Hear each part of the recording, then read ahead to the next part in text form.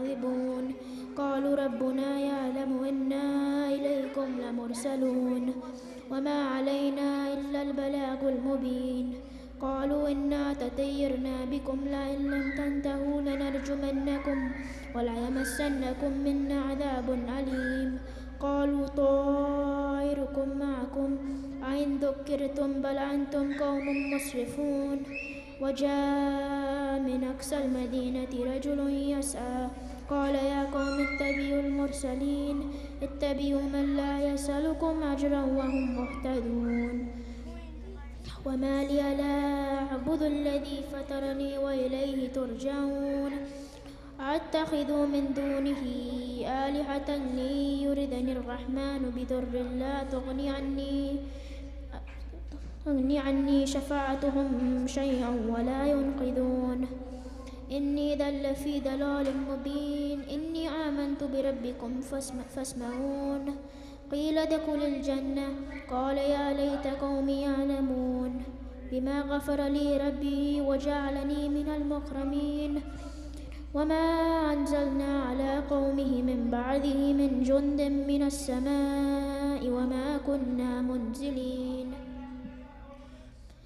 إن كانت إلا صيحة واحدة فإذا هم خامدون يا حسرة على العباد ما يأتيهم من رسول إلا كانوا به يستهزئون ألم يروا كما أهلكنا قبلهم من القرون أنهم إليهم لا يرجعون وإن كل لما جميع لدينا محضرون وآية لهم الأرض الميتة وأحييناها وأخرجنا منها حبا فمنه يأكلون وجعلنا فيها جنات من نخيل وعناب وفجرنا فيها من العيون ليأكلوا من ثمره وما عملته أيديهم أفلا يشكرون سبحان الذي خلق الأزواج كلها مما تنبت الأرض ومن أنفسهم ومما لا يعلمون وآية لهم الليل نسلك منه النهار فإذا هم مظلمون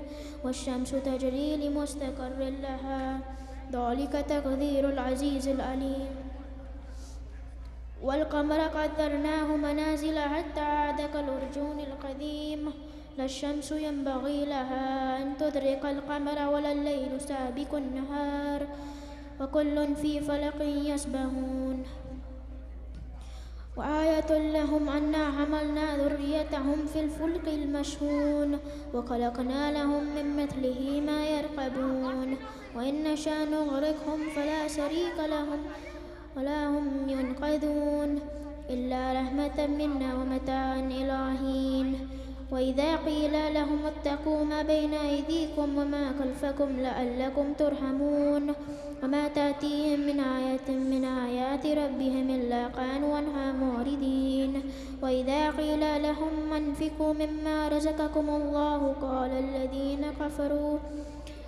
الذين كفروا للذين آمنوا أنطعم من لو يشاء الله أطعمه إن أنتم إلا في ضلال مبين ويقولون متى هذا الوعد إن كنتم صادقين ما ينظرون إلا صيحة واحدة تأخذهم وهم يقسمون فلا يستطيعون توصية ولا إلى أهلهم يرجعون ونفخ في الصور فإذا هم من الأجداث إلى ربهم ينسلون قالوا يا ويلنا من بعثنا من مرقدنا هذا ما وعد الرحمن وصدق المرسلون إن كانت إلا صيحة واحدة فإذا هم جميع لدينا محضرون فاليوم لا تظلم نفس شيئا ولا تجزون إلا ما كنتم تعملون إن أصحاب الجنة اليوم في شغل فاكهون هم وأزواجهم في ظلال على الأرائك متكئون لهم فيها فاكهة ولهم ما يدعون سلام قولا من رب رحيم وامتازوا اليوم أيها المجرمون ألم أعهد إليكم يا بني آدم ألا تعبدوا الشيطان إنه لكم عدو مبين وأن اعبدوني هذا صراط مستقيم ولقد أضل منكم جبلا كثيرا أفلم تكونوا تعقلون هذه جهنم التي كنتم توعدون اصلوها اليوم بما كنتم تكفرون اليوم نختم على أفواههم وتكلمنا أيديهم وتشهد أرجلهم بما كانوا يكسبون ولو نشاء لتمسنا على أعينهم فاستبقوا الصراط فأنى يبصرون ولو نشاء لمسكناهم على مكانتهم فما استطاعوا مضيا ولا يرجعون ومن نعمره ننكسه في الخلق أفلا يعقلون وما علمناه الشعر وما ينبغي له إن هو إلا ذكر وقرآن مبين لينذر من كان حيا ويحق القول على الكافرين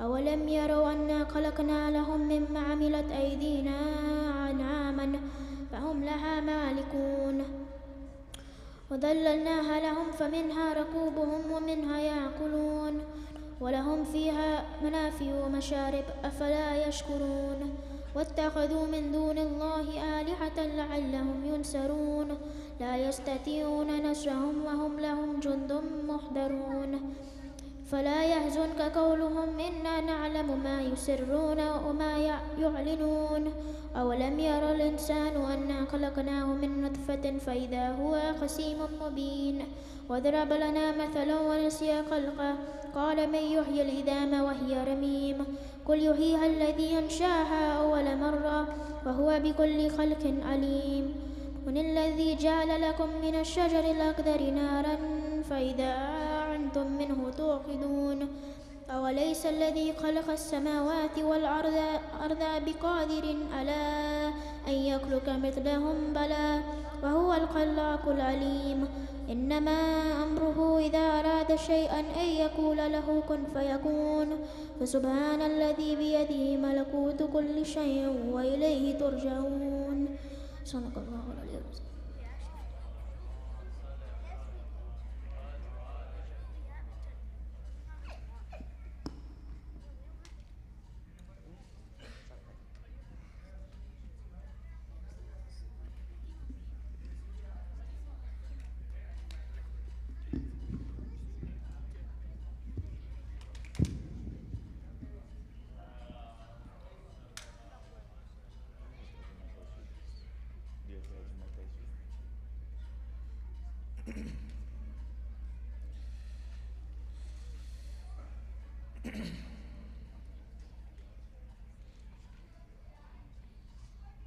Before we begin, first, I want all the youngsters to get away from the wall and come to the center in front of me. all of you, away from the wall, and come towards the center.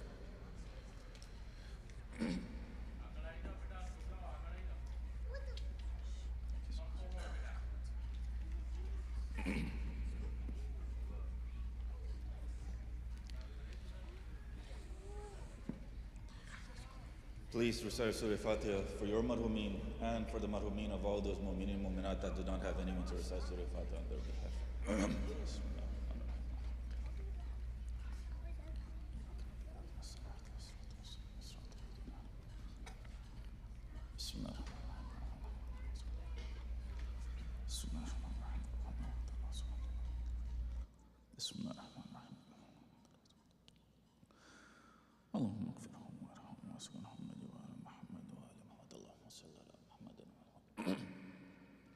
أعوذ بالله من الشيطان الرجيم بسم الله الرحمن الرحيم الحمد لله الذي لا يبلغ مدحته القائلون ولا يوسينا معه العادون ولا يؤدي حقه المجتهدون الذي لا يدركه بهد الهمم ولا يناله غوث الفتن الذي ليس لصفته حد محدود ولا نعت موجود ولا وقت محدود ولا أجل ممدود فترى الخلائق بقدرته ونشر الرياح برحمته ووتد بالسخر ميدان أرض ثم الصلاة والسلام على أشرف الأنبياء والمرسلين وحبيبنا وحبيب رب العالمين بالقاسم محمد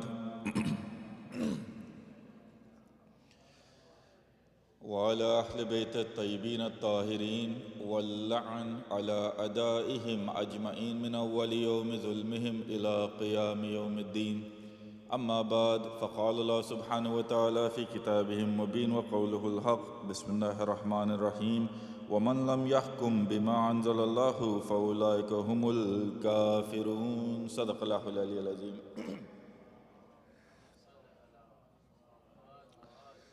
Dear brothers and sisters, Assalamu alaikum wa rahmatullahi wa barakatuh. In these lectures we've been talking about all of those incidents, all of those events that happened in history which ended up being some of the stepping stones, or which ended up being some of the cornerstones for the events of Karbala to happen. And yesterday we spoke about a little bit about the Khilafat of Abu Bakr, and one of the first things that he did, or after the Ridda Wars, we ended saying that after the Ridda Wars had ended, one of the things Abu Bakr did was he had the brother of Muawiyah be his ambassador, the governor of Sham. And Muawiyah himself, he was the governor of Jordan. When the brother of Muawiyah passed away, when Yazid, the brother of Muawiyah, Yazid ibn Abi Sufyan, not Yazid ibn Muawiyah, but Yazid ibn Abi Sufyan, was the brother of Muawiyah. When he passed away, Muawiyah ended up becoming the governor of Sham. So you see from the first Khalifa, the individuals that he brings, the individuals that he props up, these are the individuals that will have a role to play in the battle of Karbala to happen. But before even that, one of the things that Abu Bakr did was take away the land of Fadak from Lady Zahra salawatullahi anha. And I had said that this is also one of the cornerstones, because this land of Fadak and the sermon that Lady Zahra gave in regards to this land, you understand that this wasn't just a simple incident, or this wasn't something just between Lady Zahra and Abu Bakr. No, this land of Fadak, it wasn't a piece of land that you and I might be thinking. No, this land of Fadak, this was a whole village. And the village, maybe you might be thinking, the village that we have back in Pakistan, India. No, it wasn't like this. The narration states that after Khaybar, the Jews of Khaybar, they wanted a peace treaty. They didn't want to become Muslim. When they didn't want to become Muslim, they told the Holy Prophet that, you know what, you can take half of Fadak.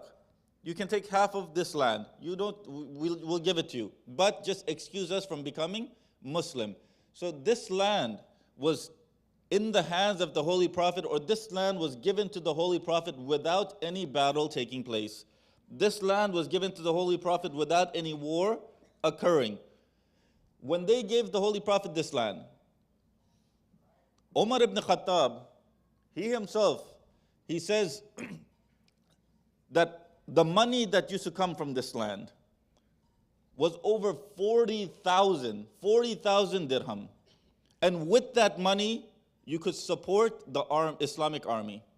And if you look at history, they say that before the Battle of Khaybar, Islam wasn't powerful in terms of, in a monetary sense. It wasn't very powerful. It wasn't very powerful. But it was after Khaybar and after Fadak that Islam actually gained prominence and power when it came to economically. Why? Because of Fadak.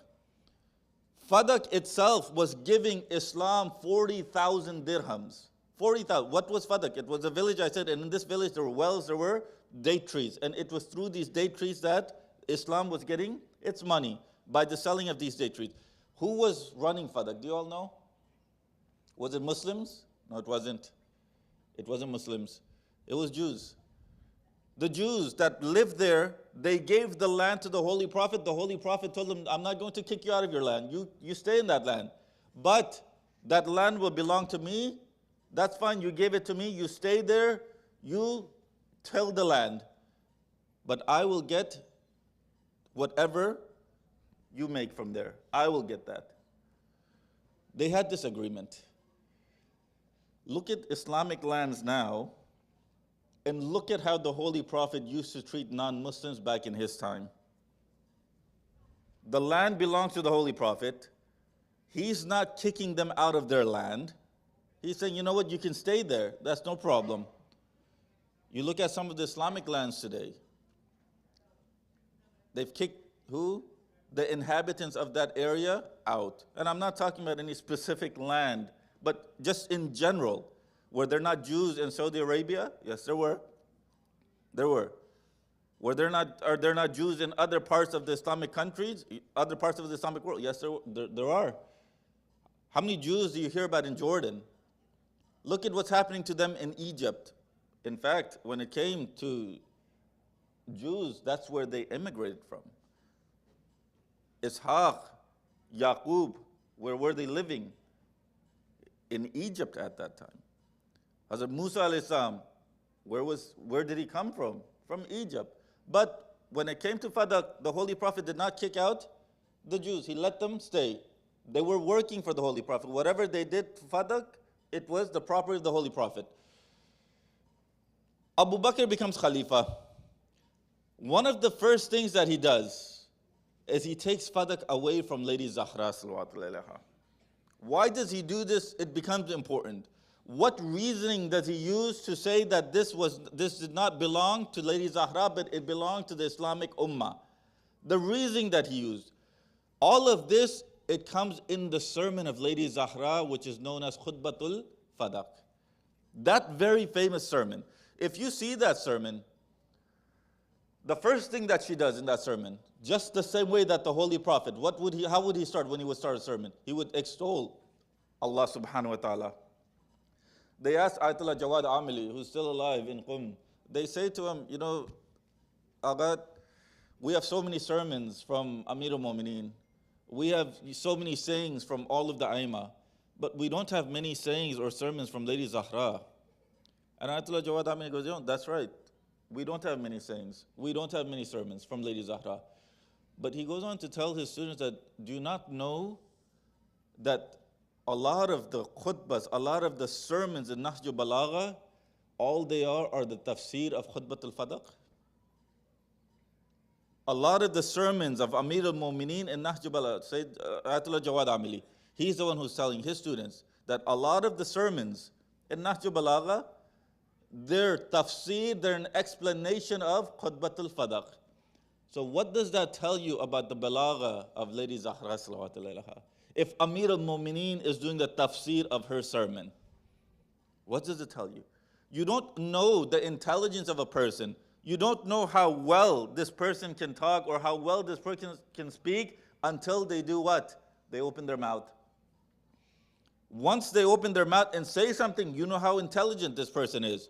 Allah subhanahu wa ta'ala, when He spoke, His words became the Quran. The Quran.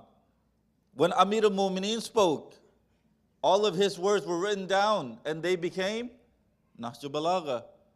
When the Holy Prophet spoke, his words became the hadith that we all follow. Until someone speaks, you don't know, you can't gauge how intelligent that individual is. So when Lady Zahra gives this sermon, and one of our great Ayatollah says, hey, this is the sermons of Amir al-Mu'mineen are just interpretation, tafsir of that sermon, then you begin to understand what Lady Zahra was. What do I mean?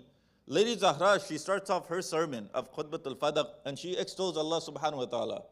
In 4 lines, in the first 4 lines, she basically says what? Allah subhanahu wa ta'ala, He cannot be comprehended. Allah subhanahu wa ta'ala, no matter how much you try to talk about Him, you will never reach His depths. You will never get to the core of what Allah subhanahu wa ta'ala is. You can't. Amir al-Mu'mineen in the very first sermon of Nahj Balagha, you read it, that's exactly what he says. Now, it's not just 1 line or 2 lines. No, he's gone deeper into it of what Lady Zahra meant. You look at that sermon of Fadak, you understand how much intelligence Lady Zahra had. In that sermon, she talks about why some of the wajibat became wajib. For example, she says in that sermon that salat, Allah subhanahu wa ta'ala made salat wajib. Why? The Quran gives an answer to this. The Quran says that salat is wajib. Why? Because it prevents you from indecency, it prevents you from evil. Lady Zahra, she gives a different answer. She says that salat is wajib. Why? Because it prevents an individual from having pride. Salat is wajib. Why? Because it prevents an individual from having pride. Is there a discrepancy or is there a contradiction between what Allah subhanahu wa ta'ala said and what Lady Zahra said? Lady Zahra says that what does salat do? It's wajib so that you don't have pride that creeps within you. Allah subhanahu wa ta'ala says salat is wajib. Why? So that it prevents you from indecency in evil. There is no contradiction there. Lady Zahra, what she went to was the core of indecency and evil. The core of indecency and evil is what? Pride. Pride. All the indecency and evil of shaitan la'natullah, how did it start? Pride. Why didn't he want to bow down? Why didn't he want to do sajda to Adam alayhi salam? Because of pride. Think about what Lady Zahra says. Think about that. When you're on your hands and knees and you're saying Subhana Rabbiyal A'la wa bihamdih. Subhana Rabbiyal A'la wa bihamdih. Now your actions are one with your words. When you're on your hands and knees and you're extolling and you're saying that someone is greater than you, what pride can you have within yourself now? There's no pride that comes within you. It ceases to exist. This is what Lady Zahra was going for. Then she says about siyam. She says that siyam, fasting, is devotion. It shows devotion to Allah subhanahu wa ta'ala. Fasting shows devotion to Allah subhanahu wa ta'ala. Why is it that Lady Zahra says that it's fasting that shows devotion to Allah subhanahu wa ta'ala? We fast when? Just 1 month out of the year, the month of Ramadan, isn't that correct? Whereas we pray 5 times a day. We pray 5 times. Shouldn't it be the prayers that show that we're devoted to Allah subhanahu wa ta'ala? That's what you and I would think. But Lady Zahra, she says, no, it's not the prayer. Prayer has a different benefit. But it's fastings that show that we're devoted to Allah subhanahu wa ta'ala. How is it? When it comes to prayer, everyone can see someone pray. Everyone can see someone pray. But can everyone see someone fast? No. Fasting, there is no external athar that you can say, oh, this person is fasting. When it comes to praying, you can see they're in ruku, they're in sujood, they're doing all of these acts of prayers. So you can say this person is fasting. But when it comes to siyam, it doesn't exist. You don't know if a person is fasting or not. Only that individual knows and Allah subhanahu wa ta'ala knows. That's when you're devoted to Allah subhanahu wa ta'ala. When it comes to fasting, there's so many things that become haram for you when you're in a state of fast. That's how you show you're devoted to Allah subhanahu wa ta'ala, by refraining from those fasts. What does siyam mean? Siyam, it means to refrain from certain acts from sunrise to sunset. That's what it means. So when we refrain from those acts, we're showing that we're devoted to Allah subhanahu wa ta'ala. You look at that sermon, you see the depth that Lady Zahra went into when she speaks about zakat, when she speaks about jihad, when she speaks about khilafat itself. You see that Lady Zahra in that sermon, fadak was only a small portion of that sermon. Her asking for fadak was only a small portion of that sermon. She spent a lot of that sermon speaking about the Ahlul Bayt. She spent a lot of that sermon speaking about how Amir al-Mu'mineen's right was taken away. So what does that tell you? That she didn't go to Abu Bakr for that land. That land was just a precursor to what she really wanted, which was the wilayat of Amir al-Mu'mineen, to go back to him. The khilafat of Amir al-Mu'mineen, to go back to him. That was just a precursor. And Sharh Nahj Balagha, Ibn Abil Hadid Mu'tazili, he says in that, he says that I asked my teacher, can you tell me, was Lady Zahra, was she truthful in going and asking Abu Bakr for that land? Was she truthful in her claim? And the teacher, he goes, yes, she was truthful. She was truthful. Sharh Nahju Balagha, Ibn Abil Hadid, Mu'tazili, not a Shia scholar, Sunni scholar. The teacher says, yes, she was truthful. Then he asked, if she was truthful, then why didn't Abu Bakr give the land to her? If she was truthful, why didn't Abu Bakr give the land to her? What does the teacher reply? He says, look, if he was to accept her word today about Fadak and give the land back to her, tomorrow she would have come to him and said that the wilayat of the Khilafat of Ali is really his, give it back to him. Now what excuse would he have to say, no, it's not his? What excuse would he have? Even Sunni scholars say that the only reason that he kept Fadak was why? So that the Khilafat of Amir al-Mu'mineen does not go to Amir al-Mu'mineen. Why was Fadak so important? Was it just that 40,000 dinars that's coming to Islamic Ummah? Do you know how important that is? Umar, he himself, when he wrote the letter, when Abu Bakr wrote the letter to give Fadak back to Zahra, he goes to Abu Bakr. Umar goes to Abu Bakr and he tells him, what's wrong with you? You're giving this land back to them? Do you not know the money that comes from, the income that comes from this land?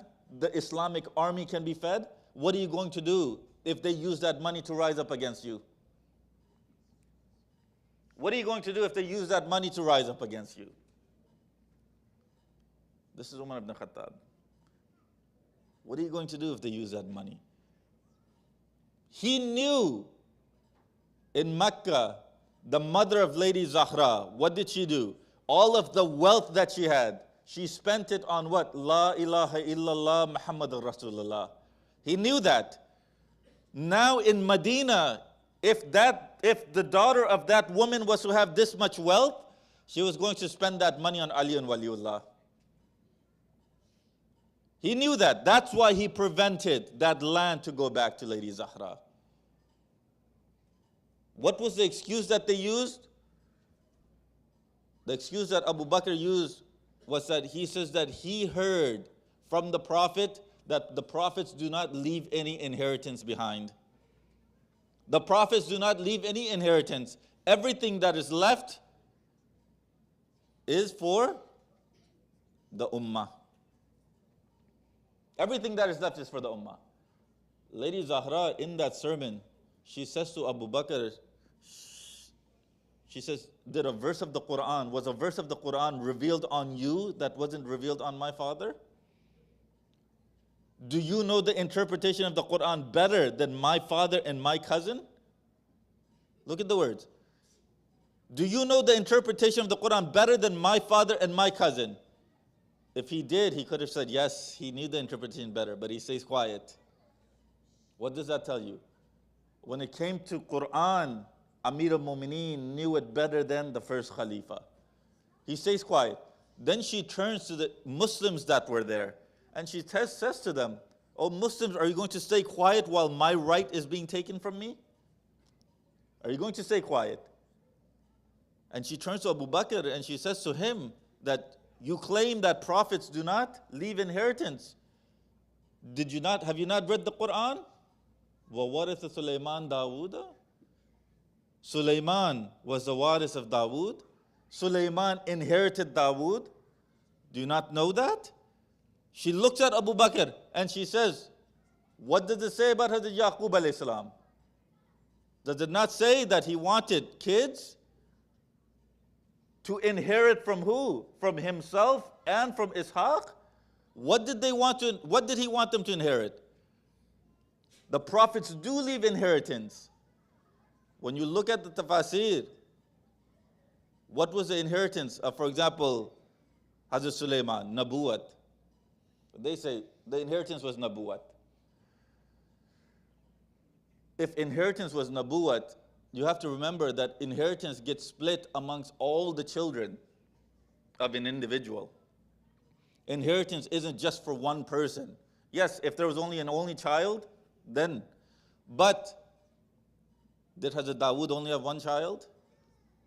No, he didn't. If inheritance for Hazrat Sulaiman was Nabuwat, if that was the inheritance, then that means what?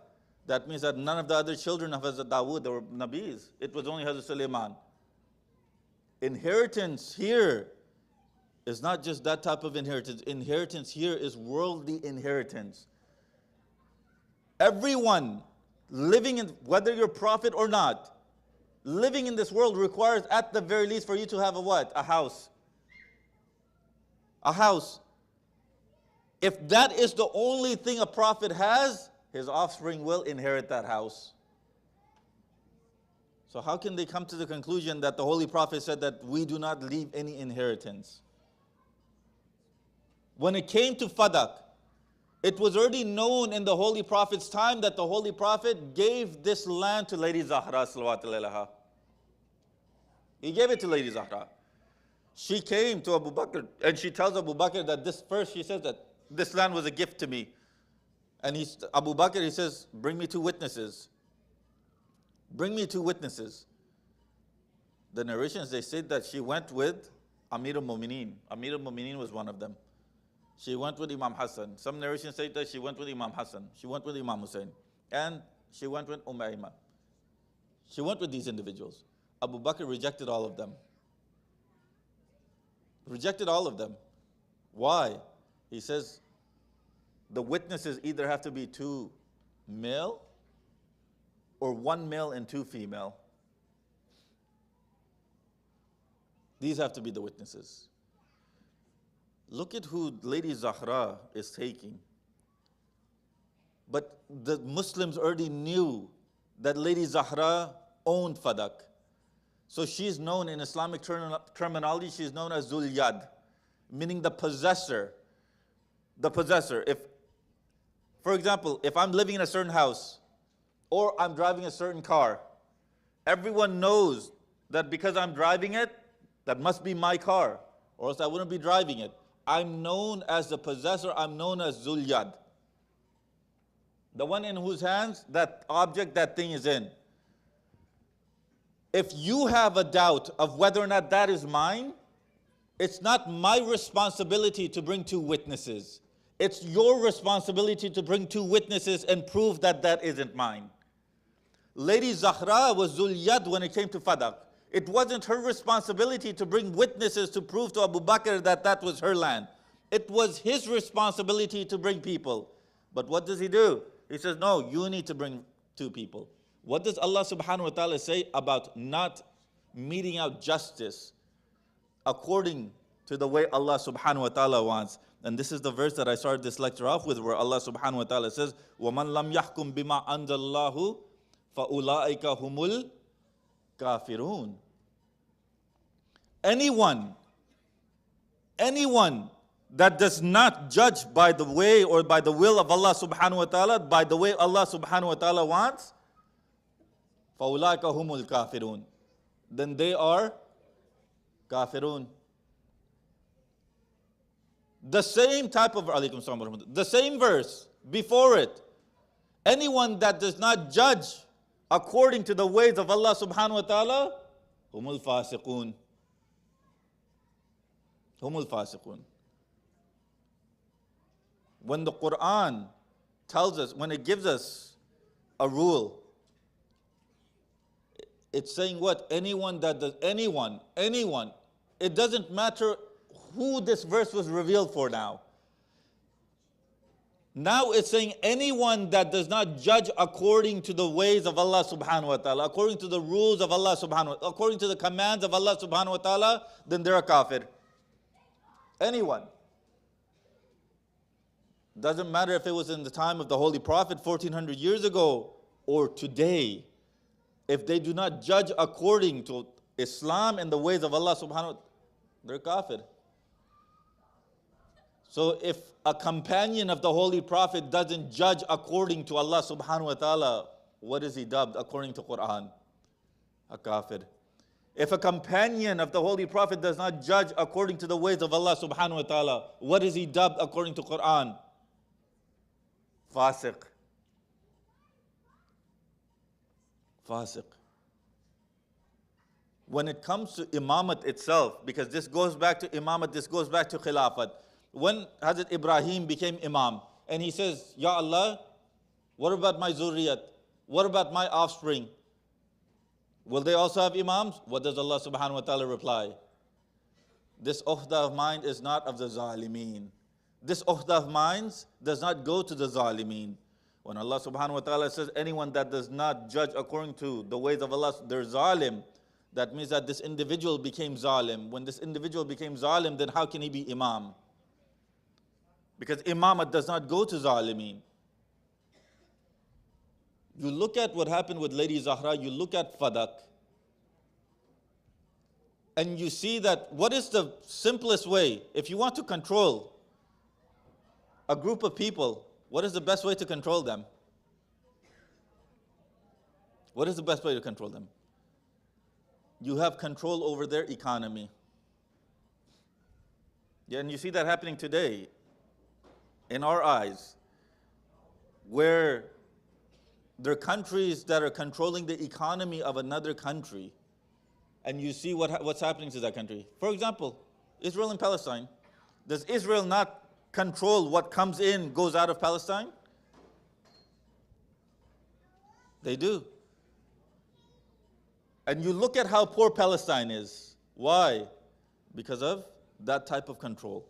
The only thing that needs to happen is once an individual has that much control, what happens to the other country? It starts deteriorating. What did they want to do? What did they want to accomplish by having that land to themselves? They wanted to weaken the Banu Hashim. They wanted to weaken the Ahlul Bayt alayhim salam. Why? Because even Sunni ulama, they say that, hey, just the fact that this land was in the hands of Banu Hashim, this was proof to the rest of the Arabs that the Banu Hashim, they're better than them. They're greater than them. This was proof to them that they have a special status in the eyes of Allah subhanahu wa ta'ala. And to get that special status out from the hearts, from the minds of the Arabs, what do? They take this land away from them. Sallu ala Muhammad wa ala Muhammad.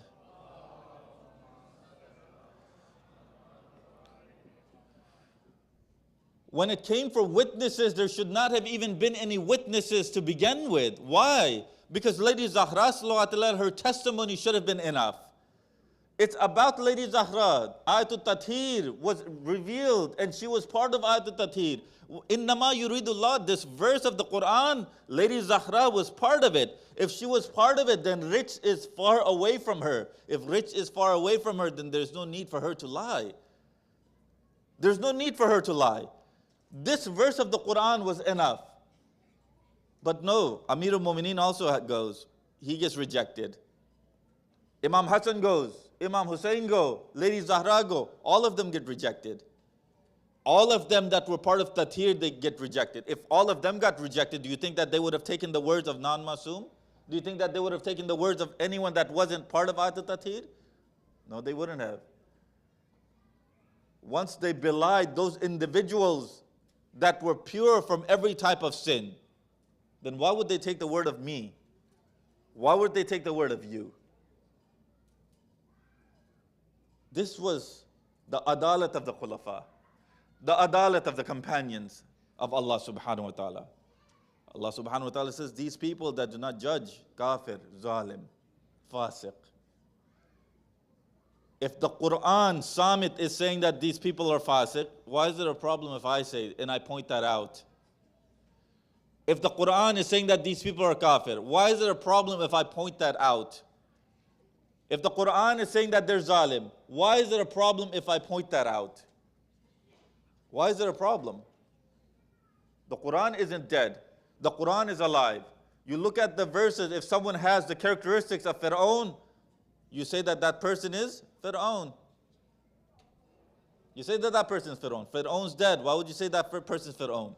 Because those characteristics exist within that individual.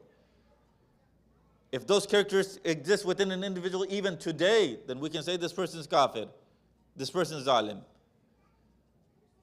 But this is what's happened, that in history, because they could not reach the status of the Ahlul Bayt, what did they try to do? They tried to bring their status down. They tried to bring their status down. And it accumulated into Karbala. You look at Banu Umayyah, they couldn't get to the level of Amir al-Mu'mineen. They couldn't get to the level of Banu Hashim. So what did they start doing? Started making up narrations about Hazrat Abu Talib being kafir. They started making up narrations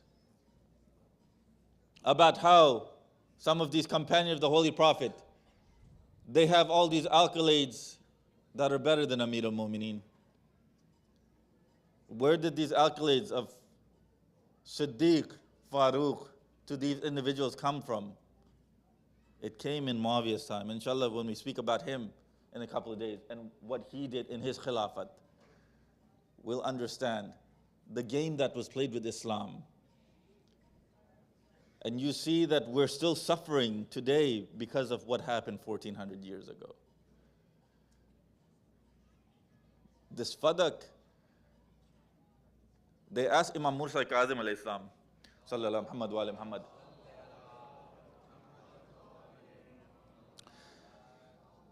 Harun Rashid, he asked the Imam, Ya Ibn Rasulullah, because Fadak, it changed hands a lot of times throughout history. He asked Imam, Ya Ibn Rasulullah, I want to give that land back to you. I want to give that land back to you. Can you tell me what the borders are of that land? And Imam, he looks at Harun and he says, Harun, once you hear what the borders are, you won't give it back to me. You won't give it back to us. He goes, no, Ya Ibn Rasulullah, I will. At that time, Harun Rashid, their khilafat had expanded. Parts of Russia, parts of Europe too. It had expanded that much. When it expanded, Imam Musa Kazim, he starts describing, and he says that the borders of Fadak, on one side, it reaches the Red Sea. As soon as he hears that, he's like, you know, that's a lot of land. As soon as he hears, on one side it reaches the Red Sea. On one side it goes all the way up to Jordan. When he hears this, now that's a big chunk of land already. And he starts thinking, if I give this land back to them, then what am I ruler of? What am I ruler of? But what was the Imam actually trying to tell Imam Musa Kazim? Imam Musa Kazim, what was he trying to tell Harun Rashid? When Harun Rashid, he basically said, Ya Ibn Rasul, that's basically my kingdom. That's basically my kingdom. The Imam was trying to tell Harun that our authority is over this whole kingdom that you have. That's our real authority. You've basically usurped, not just that, you've usurped everything. That's what Imam Musa Kazim alayhi salam should tell him. But he didn't understand that. He just thought that those were the boundaries of the land of Fadak. Sallallahu ala Muhammad wa ala Muhammad.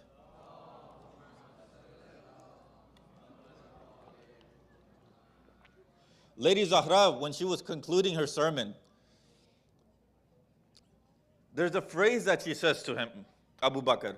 She says to him, for every message there's a time limit, and soon you shall know who will be inflicted with torture that will humiliate him and who will be confronted by an everlasting punishment. In Lady Zahra's sermon, she's basically told Abu Bakr that you will be in everlasting torment, everlasting punishment. If she said that Abu Bakr will be in everlasting punishment, is now when Siddiqatul Tahira, when that individual who's been purified of lying, when she says that you will be in everlasting punishment, is there any heaven for him now? How is there heaven? Radiyallahu an, radiyallahu an. May Allah subhanahu wa ta'ala be pleased with them. Be pleased with what? Taking away Amir al-Mu'mineen's right? Taking away Lady Zahra's right? Disobeying the commands of the Holy Prophet? Belying verses of Allah subhanahu wa ta'ala? Making innovations in Islam? Making up hadiths in Islam? This is what Allah subhanahu wa ta'ala will be razi of? May Allah subhanahu wa ta'ala be content with them. These phrases that were supposed to be used for the Ahlul Bayt, they're being used for different individuals now. And when you look at what happened to Lady Zahra, This sermon of Fadak, I hope everyone understands how important this was, because this sermon of Fadak, they made sure, Banu Hashim made sure that everyone, their children, would memorize it. The first individual to memorize the sermon was Lady Zainab salawatullahi alaiha. She was the first individual to memorize the sermon when it came to the ladies. When she came back to Medina, this is what she would recite. She would talk about Fadak also. She would talk about the Wilayat of Amir. She would talk about Fadak. This Fadak was memorized the way a lot of people memorize the Quran, and it was passed down. So it tells you how important this sermon was in the eyes of Ahlul Bayt alayhim salam. And it tells you, because it was memorized word for word, it's written down. In our older books, our older ulama have written them down. So this gives you a sense of how important this book is, or this sermon is. And when you look at that sermon, you read that sermon, there's one thing that she says. She says that our ata'at, the reason that you've been commanded to follow us, Ahlul Bayt, do what we tell you to do, is why? Is so that your amal can be accepted. Your amal. When it comes to zakat, you always hear in the Quran, Aqimu salat wa atu zakat. The phrase always comes together. Aqimu salat atu zakat. Aqimu salat atu zakat. Amir al-Mu'mineen in Al-Burhan fi Tafsir Quran, when he talks about this, he says, look, Aqimu salat, keep up prayers. The esoteric meaning of this is to keep alive my wilayah. Aqimu salat. Keep up my wilayah. Atu zakat, give zakat. That has an esoteric meaning also. And the esoteric meaning of giving zakat is you understanding and realizing that we, Ahlul Bayt alayhim salam, we have been given a special status by Allah subhanahu wa ta'ala. And no one can come near this status. When you realize this, then you've given zakat. Because what does zakat do? Zakat is given to purify. Zakat, it literally means to purify. That's what zakat means. When you give zakat, you're purifying your deeds. You're purifying your amal. Imam Ali alayhi salam, he says that atu zakat, to give zakat, meaning that you understand, you believe that we, Ahlul Bayt, are greater than everyone else. That is the real zakat. That is what purifies your amal. That's what purifies your amal. A companion, Imam Sadiq alayhi salam, he came with zakat and khums to the Imam. It happened to be Zurara bin Ayan. And a lot of the narrations that we have from Imam Sadiq, they come from Zurara. He came, and Imam looks at him, he goes, Zurara, do you know why we accept this? Do you think that we're in need of this? That's why we need khums? Do you think we're in need of this? That's why we take this? He kept quiet. He goes, Zurara, understand that we're not in need of it. The only reason we accept it is so our Shia's amal can be accepted in the eyes of Allah subhanahu wa ta'ala. So that the amal of our Shias is accepted in the eyes of Allah subhanahu wa ta'ala. That's how important khums is to the imams. So that your amal can be accepted. When all of this was taken away from Lady Zahra salawatullahi alaiha, she goes and gives the sermon. She comes back. She doesn't tell Amir al-Mu'mineen about Fadak. She doesn't complain to Amir al-Mu'mineen about Fadak. What does she complain to him about? Do you all know? Ya Ali, what did they do with you? Ya Ali, what did they do with you? She didn't care about Fadak. It had gotten to a point. And how long did Lady Zahra live after the demise of the Holy Prophet? How long? 6 months maximum. 6 months maximum. Fadak is happening right after the demise of the Holy Prophet. Right after the demise of the Holy Prophet. Amir al-Mu'mineen, he goes out to the markets. When he goes out, he comes back. Lady Zahra, she says, Ya Ali, they're not even saying salam to you? Amir al-Mu'mineen, he goes, Zahra, It's gotten past this. Ya Ali, what do you mean? They won't even answer my salam. They won't even answer my salam. It's gone past this. In history, the Holy Prophet, he didn't answer the salam of certain individuals that came to him. When Nasar of Najran, they came to the Holy Prophet, they were dressed all in gold. They went to the Holy Prophet didn't even bat an eye. They said salam to him, he didn't say anything. He just didn't care. They left. They ran into one of those very devout companions of the Holy Prophet, and they asked him, what is wrong with this prophet? He's claimed to be a prophet. We went and said salam to him. He didn't even respond. The companion goes, I don't know. I don't know. He goes, I don't know.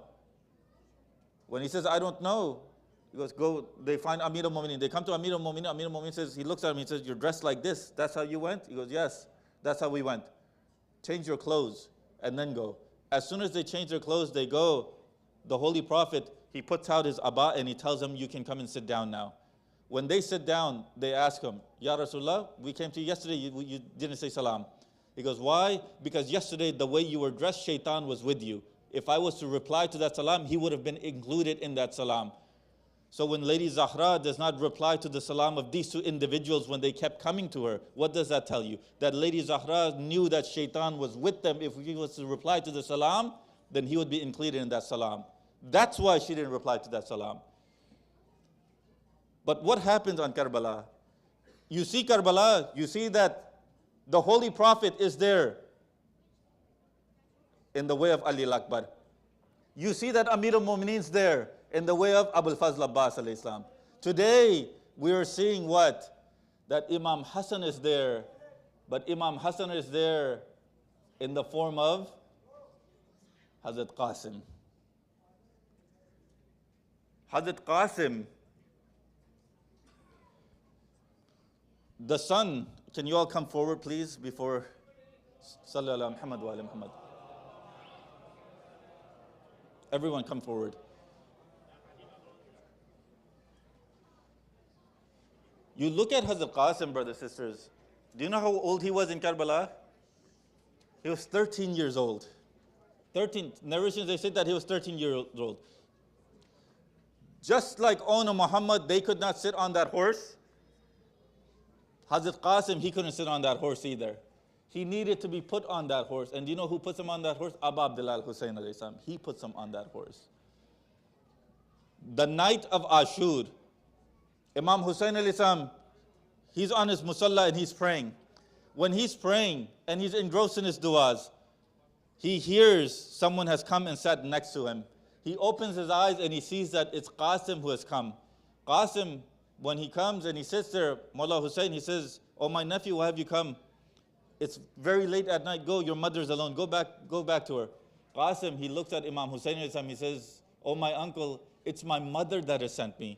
Qasim, why did she send you? She wants me to ask you if my name is with the Shuhada of Karbala tomorrow.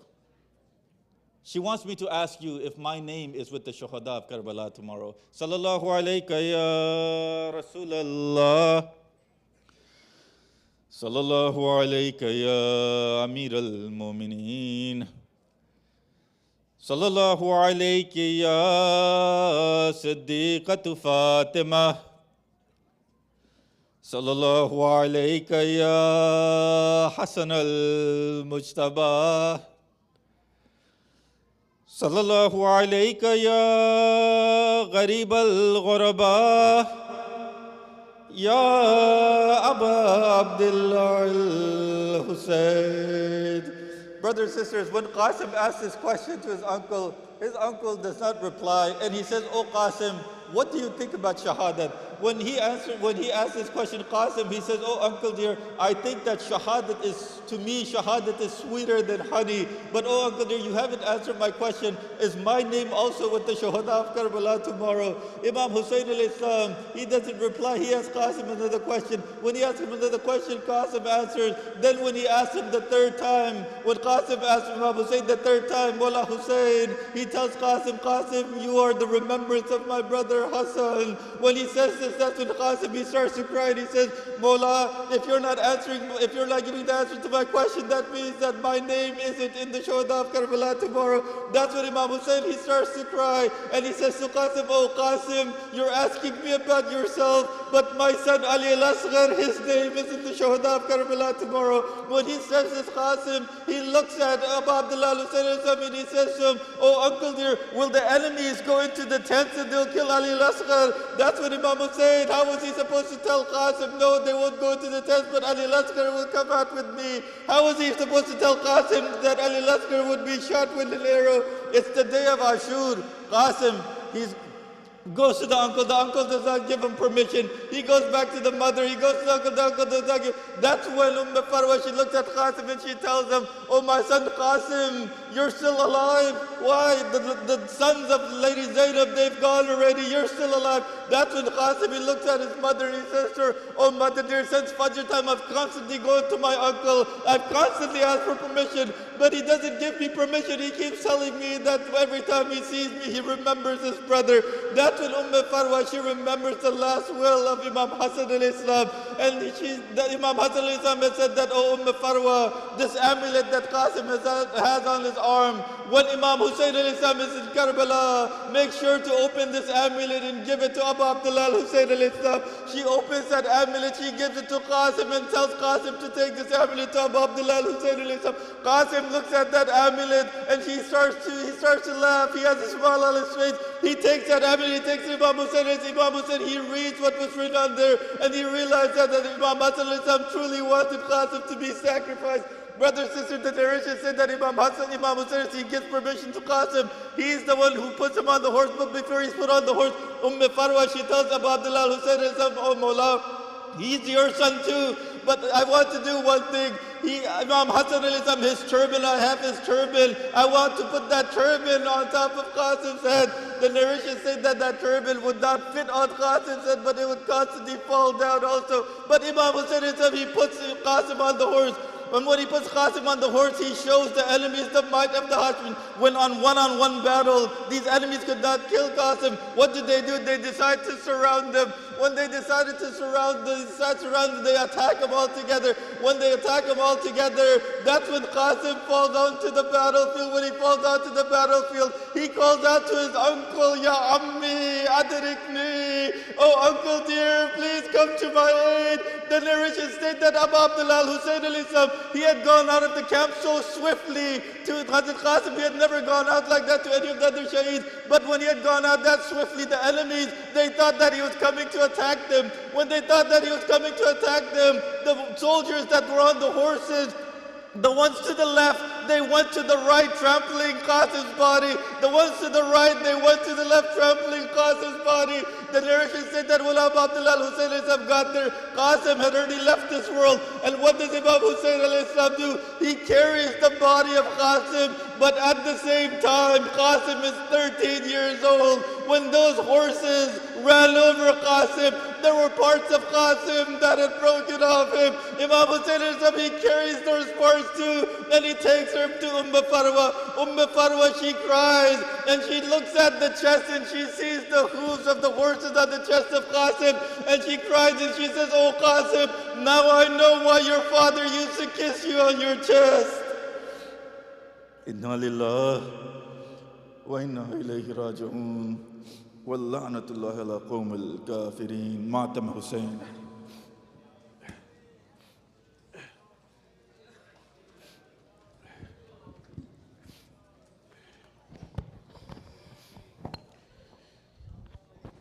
कैदी बनकर पाबंद रसन लाशों से जो गुजरे अहले हरम हर बीबी अपने प्यारों से होती थी विदा करके मातम एक बीबी फातिमा बिन्ते हसन पामाल बदन कासिम की बहन किसी एक जान से रुखसत न हुई, किसी एक जान से रुखसत न हुई।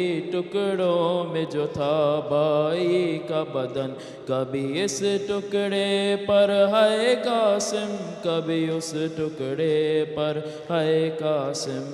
तेरी बैण गरीब नुनी बुलड़ा, तेरी बैण गरीब नुनी बुलड़ा, तेरे मक्तल दा मंजर है कासिम, है कासिम, है कासिम, है कासिम। किस शान से तुम दूलात बने, किस शान से थी बारात चली, किस शान से तुम दूलात बने, किस शान से थी बारात चली। बैठी रही दुल्हन हुजरे में, बैठी रही दुल्हन, आए न पलट कर है कासिम, है।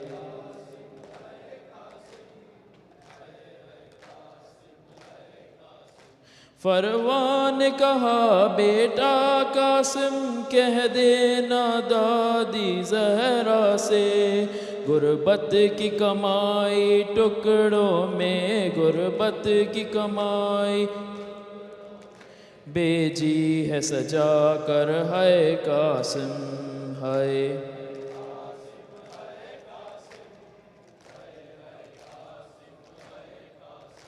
उठ कासिम देख तेरी दुल्हन, तेरी लाश पे रोने आई है। उठ कासिम देख तेरी दुल्हन, तेरी लाश पे रोने आई है।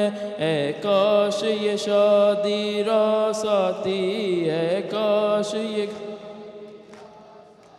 बस जाता तेरा घर है कासिम।